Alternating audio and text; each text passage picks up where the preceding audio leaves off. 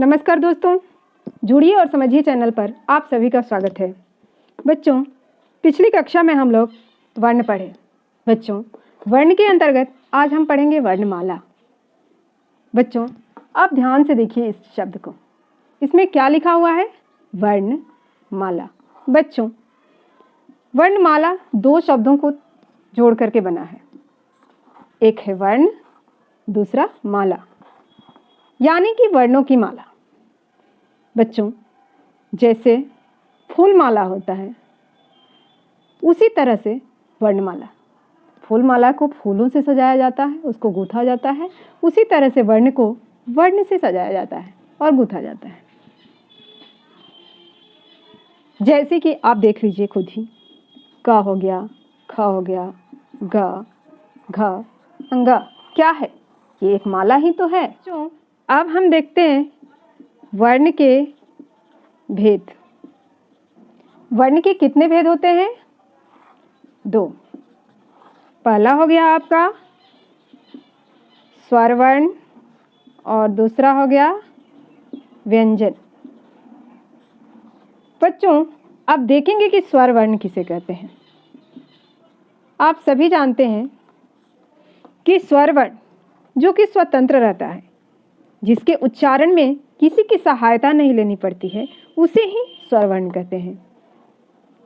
थोड़ी परिभाषा देख लेते हैं। जिन वर्णों का उच्चारण जिसको इंग्लिश में क्या कहते हैं? प्रोनाउंसिएशन। जिन वर्णों का उच्चारण किसी अन्य मतलब दूसरा, किसी अन्य वर्ण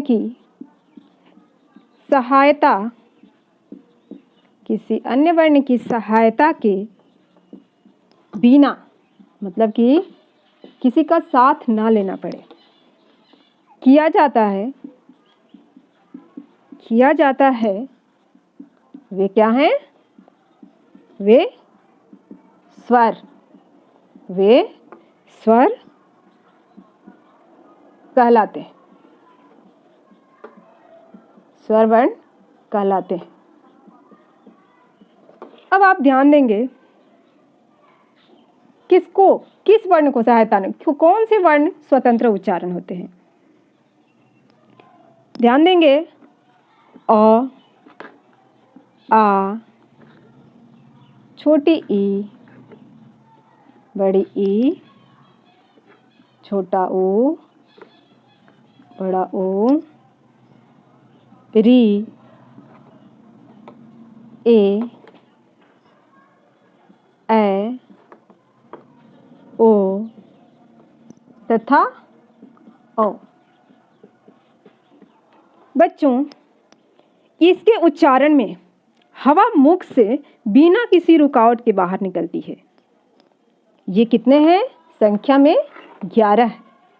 संख्या में कितने हैं? ये 11 है। यही स्वर वर्ण का। बच्चों, अब हम देखते हैं स्वर के भेद। स्वर के भेद कितने होते हैं? स्वर के 3 भेद होते हैं। कितने होते हैं? 3 होते हैं। कौन कौन? ह्रस्व स्वर। दूसरा देखते हैं दीर्घ स्वर, और तीसरा हो जाएगा आपका प्लोत स्वर। बच्चों, ये स्वर के 3 भेद होते हैं। इसको थोड़ा सा ऐसे भी देख लेते हैं। ये बना दिए, इसमें लिख दिए स्वर। ठीक है। अब आते हैं और इधर आपका हो गया, ये आपका हो गया ह्रस्व स्वर। क्या हो गया? ह्रस्व स्वर। दूसरा हो जाता है दीर्घ स्वर, और तीसरा हमारा क्या हो जाएगा? प्लुत। तीसरा हो गया आपका प्लुत स्वर। बच्चों, ये हमारे हुए स्वर के भेद। स्वर के कितने भेद हुए?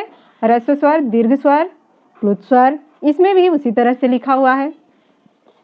बच्चों आज के लिए इतना ही, मिलेंगे फिर नेक्स्ट क्लास में। तब तक के लिए धन्यवाद।